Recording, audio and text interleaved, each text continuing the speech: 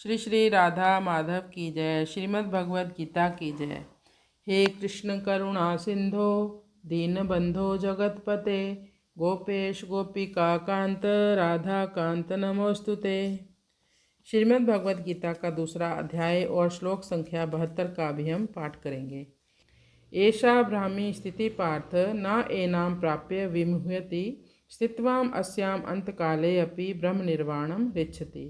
इस अध्याय का उपसंहार यानी निष्कर्ष देते हुए भगवान कहते हैं, एषाम ऐसी आध्यात्मिक स्थिति को पाकर मनुष्य मोहग्रस्त नहीं होता। कौन सा मनुष्य? जो स्थित प्रज्ञ हो चुका है, उसकी चेतना प्रकाशित रहती है। सार क्या है, असार क्या है, कर्तव्य क्या है, अकर्तव्य क्या है, इसमें कोई संशय नहीं होता उसको। उसकी बुद्धि जागृत अवस्था में रहती है। मोह क्या है? मोह एक प्रकार का भ्रम है। भ्रम में जैसे अंधेरे में सांप को रस्सी समझकर उठा लिया, तो क्या सांप को रस्सी समझकर उठा लेने से सांप नहीं काटेगा? उसी प्रकार हम मोह के कारण कई प्रकार की वस्तुओं को पकड़ लेते हैं, कई प्रकार के रिश्तों में आसक्त हो जाते हैं।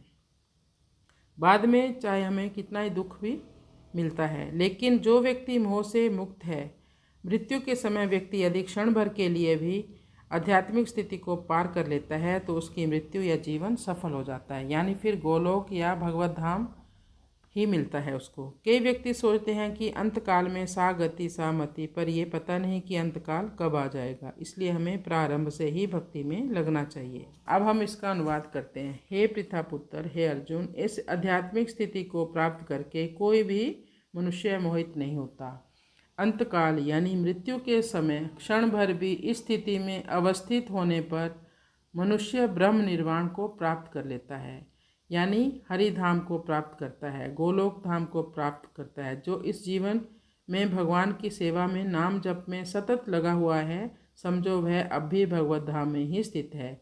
जो व्यक्ति मनसा वाचा और कर्मणा से भगवान में स्थित है, वह जीवन से मुक्त हुआ समझो। इस प्रकार इस अध्याय का विराम हुआ। हरे कृष्णा कृष्ण कृष्ण हरे हरे, हरे राम राम राम हरे हरे। अब हम तीसरे अध्याय का पाठ करेंगे।